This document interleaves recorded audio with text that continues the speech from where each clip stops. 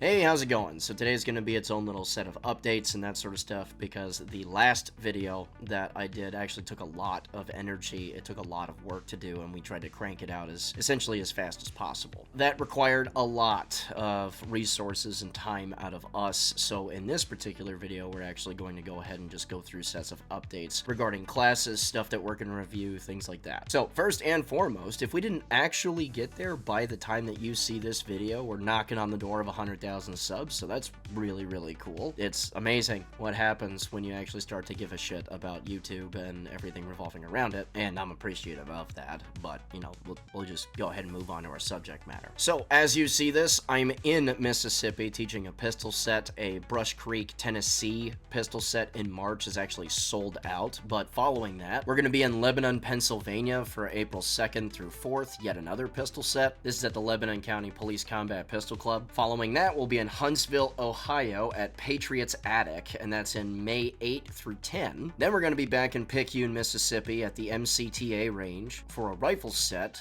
July 3 through 5. And yes, I put those dates in there intentionally. We're going back to Pennsylvania for a rifle set, September 25 through 27. Mississippi again, December 4 through 6, and interspersed in the middle of all that is a bunch of private stuff, including like small unit tactics classes and things like that. But that's more or less our 2026 schedule. So if you want to come out and train with us, you can absolutely look all that stuff up. And while the sale is over, if you go to the Patreon link and sign up for $41 a month, you can get that to take care of as much open enrollment stuff as you want to attempt. My round count average is 700 a day, and matter of fact, we list in the class gear requirements 700 and then 1400 rounds for the mechanical and the self-defense stuff, and we sort of merge that stuff together. Makes up to 2100, and by the time you leave, you're going to be scraping the bottom of the ammo cans. We really mean it when we ask you to bring that round count, because why would I provide you with a whole bunch of tools and not rep it out a whole bunch? So as far as the channel and stuff is going, we have a lot of stuff actually on the docket as far as stuff that we're going to review. Either we have it, or it's gonna arrive soon, or we're thinking about it, right? So there's basically a pretty good list of stuff that we're gonna end up going through at one point or another. First and foremost, a Langdon Tactical Elite 2 just got shipped in our direction, and we're going to go put it through its paces. Now, as far as the firearms themselves is concerned, I basically have decided I'm gonna quit doing like 2,000 plus round days, because this isn't just me gathering footage and beating up a machine, it's like me training and stuff too. And I just want to maintain my focus and actually get stuff out of the rounds I'm shooting, because frankly, I just don't want to be wasteful, because the attention span only goes on so far. So what's likely to happen with gear reviews and that sort of stuff is it might not be all in 1 week, but I'm basically going to cap it at no more than 1,000 rounds a day, maximum 6 days. And that'll be what goes on with that as far as the initial reviews is concerned, and then the follow-ons are the follow-ons. But so, an Elite 2 is on its way. The MR556 upper review is actually in progress. We're 2,000 rounds deep into that. I got 2,000 rounds sitting over there, and we're just going to kind of keep going until it's done with. In addition to that, Rare Breed's come out with an MR556 trigger kit, and I know me saying Rare Breed is going to get a whole lot of people in a big tizzy. So, look, let's just lay this out, right? I am apolitical and amoral with my product choice, okay? They own that patent for their cassette style, and they also own a patent for the super safety style FRTs, and now they're doing patent squabbling, and it seems as though the super safety patent is going to be dissolved, because when it came out, it was open source. I don't really give a shit about all that. To me personally, the second that you start putting a morality clause on every product that you buy, you turn yourself into a huge hypocrite, because you are surrounded by Chinese stuff in your house, or clothes made in Vietnam, or whatever. Point is that it's an MR556 FRT. I'm going to review it. I keep my nose generally out of the political sphere, because generally speaking, people are extremely reactive. They have no concept of nuance, and I frankly don't give that much of a shit about it in the first place. So the guys that are going to come after me about the Rare Breed stuff and then conveniently forget that every major manufacturer of firearms that they have ever supported in their lives has done some such type shit, while then also pearl clutching about literally anything in this space is something I'm just not interested in. I'm just going to review the products. Staying on the irritation bandwidth, we got the O site that a viewer is going to bring to me at a class he's going to attend in Brush Creek, Tennessee. It's one that's coming up fairly soon, so you should see that equipped to probably the Elite 2 fairly soon. Now, am I going to be terribly happy about having to review this thing? I don't actually know. I have no faith in Olight or their subsidiary O-Site at all. but we'll see what happens. I've been surprised before, I've been wrong about things before, but regardless of the result, the comment section is going to be hilarious. Keeping on the I have no real faith, but let's just wait and see category, the Springfield Echelon is officially on the docket. We don't possess one yet, but it's likely one of the next few things that's going to be picked up, and literally the only reason why we're doing this is because enough hundreds of you have asked me to take a look at this. Now, much like Sig Sauer, I trust Springfield as far as I can throw the building. I am 5'11 and 180 pounds, which means I can't throw many things all that far. I have never been known as particularly strong, so I guess we'll see what happens with the Echelon. I'm reserving judgment until after we have gone through the testing process. We'll see. It can't be anywhere near as bad as the XDM, which is on trash fire, and it always will be a trash fire, so I guess we'll see what happens there. In addition to this, I've been messing with the MSP holster from like Modern Samurai Project, which is what MSP stands for. As far as holsters go, we'll see what goes on with it. I'm likely to pair it with other holster options because a whole ass review on a single holster is like kind of dumb, because it's like reviewing a pair of socks, right? Like,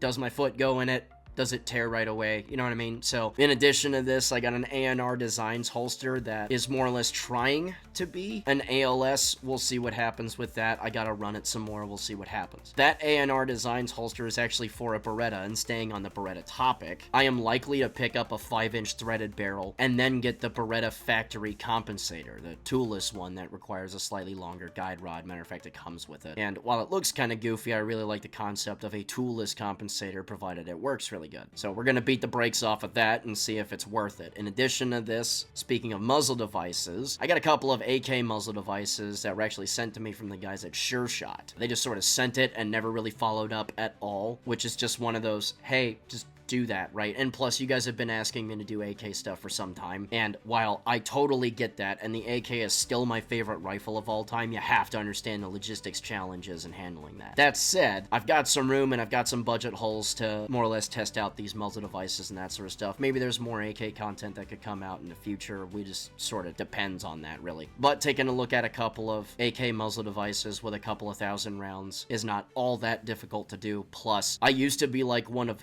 the AK guys on YouTube, and now I just own them, so it's probably a good idea to get some reps back in, because I'm fairly certain that I've sold literally thousands of Dracos to people at this point, and I still have one to beat the brakes off of, so we'll see what happens there. In addition to this, and totally separate from this subject, I have a set of RMA plates. They're lighter level 4 ones that we're gonna blast with some AP 30-06 here fairly soon. I think the idea is for us to get this done next week, so we'll see what happens there, because I'm gonna try and keep this as close to NIJ testing standards as possible, because there's no point to doing a body armor test if you're not, like, doing that. But we also have more than one plate, so aside of the 30-06 AP, we're probably also going to see what happens if you put an FRT burst into it or something. So we'll see what happens there. Something completely off the wall is actually an X95. A viewer more or less wants her take on the X95, which is kind of cool, because I don't think I've ever run an X95 for anything more than a handful of rounds. And again, it's also been a really long time since I've really messed with bullpups, and generally speaking, I also have a pretty negative opinion about bullpups. However, I'm going to reserve judgment because I don't have a ton of experience on this one in particular, so I guess we'll see what happens there as well. A few maybes as far as gear and stuff is concerned, because I've gotten a couple of blurbs here and there about, hey, can you do X and Y, is for instance the M&P. I'm actually interested in their carry comp version of that pistol. In addition to this, the PX4 has been asked by more than a few folks, and one guy that just will not let the subject go in this comment section of like all of my videos regardless of subject. So I'm gonna eventually get armbarred into a PX4 thing, but here's the deal about it. I'm not going to get that goofy ass compensator for it, primarily because I really have no interest in that whatsoever, just me personally. And if it's a pistol that I essentially have no real experience with, I may as well shoot it in a stock format. And in addition to this, I've gotten a little bit of heat, justifiably so honestly, in the past about me reviewing a new product but then changing stuff to throw a compensator on it and that sort of stuff. People are just kind of like, hey, you're not actually reviewing the stock thing, so you're not really doing a review on the thing. Maybe you should do it in its stock format and then add stuff afterwards and see what happens. I actually agree with that, so I'm not going to add a compensator to it and that sort of thing. I'm going to shoot it more or less stock, the only real difference being I'm going to have it cut for optics and that sort of thing. I may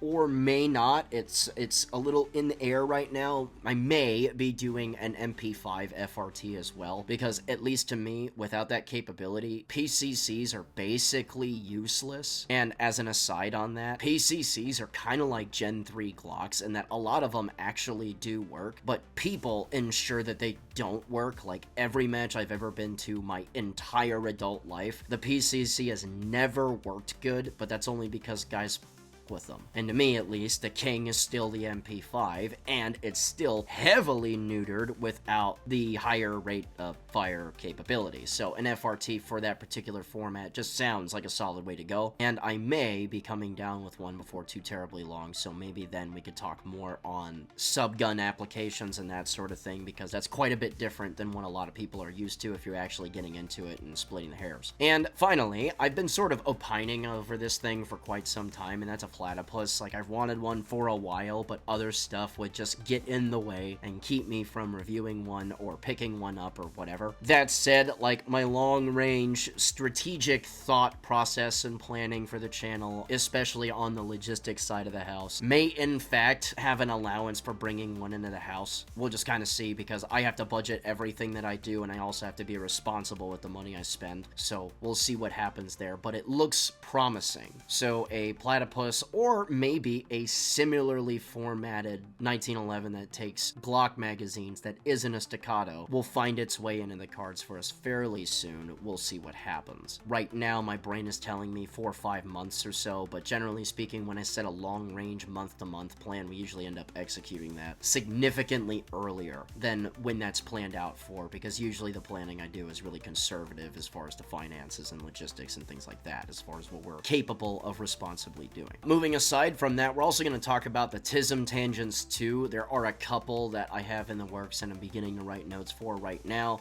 These are going to be very similar to the M2 video that I did, because I sort of like the format for that as far as like historical context stuff and trying to do things in like a documentary type format. And the first one that we're going to do, or the one that's coming up next, which is definitely not this month, is the M4 Sherman. The reason for this is a lot of you may have put together over time that I'm sort of an amateur historian. I actually go and seek out real information rather than getting my information through the History Channel and stuff like that. And so this is essentially my train set, right? So like military historical stuff is a big part of like my brain. And in all of this, I have an opinion that a lot of people are starting to warm up to over time. For once, we're actually starting to get away from the Germans having the best tanks ever, because they weren't. But in this particular case, far and away the best tank of that war was the M4 Sherman by like miles and miles and miles, and it just wasn't based off of quantity based stuff, because that is just wholeheartedly untrue, and this is even in the stock format. But I'm gonna get off of this before I make this an M4 Sherman tank video, and just leave it by saying the M4 is next. The follow-on one, and I've been tossing up how to do this without it being a 3-hour long video for some time, and it's the F-15 Eagle, and I've just sort of set my brain on, you know what,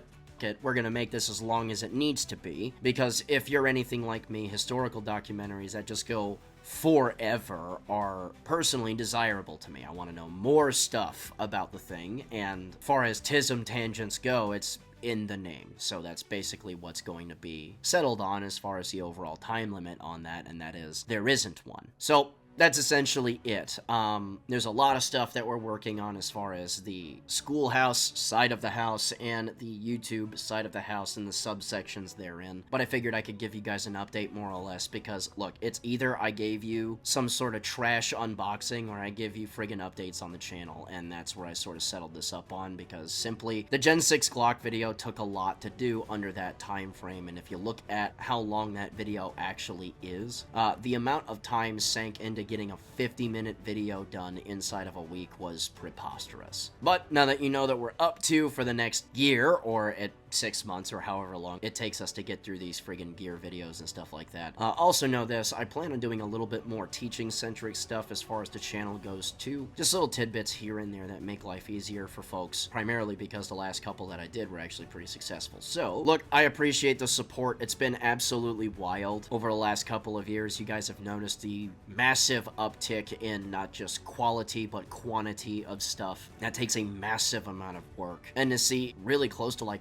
40,000 subs get added over the last couple of years is actually kind of nuts to me. But that said, we're going to keep working. We're going to keep turning out quality stuff. If you guys want to follow us through our social media links that are in the description below, if you want to come out and train with us, if you want to support us through Patreon, just keeps the machine moving. And it's never going to be lost on me exactly how important you guys are to the overall success that we've got, right? I was able to build this YouTube channel into more or less a hobby, into a schoolhouse that I primaried for a long time. We just happen to have a YouTube channel, and now I just have both of those stuck together as full-time jobs. So I appreciate everything that you guys have done for us and continue to do for us. And so in return, I am going to bust my ass to get you guys what you need as far as information. So you guys have a good rest of your weekend. I'm going to get back to work here because in a couple hours I'm going to leave to Mississippi, which by the time you see this video will be in the morning of the 3rd day of. So we'll see what happens there. You guys have a good one.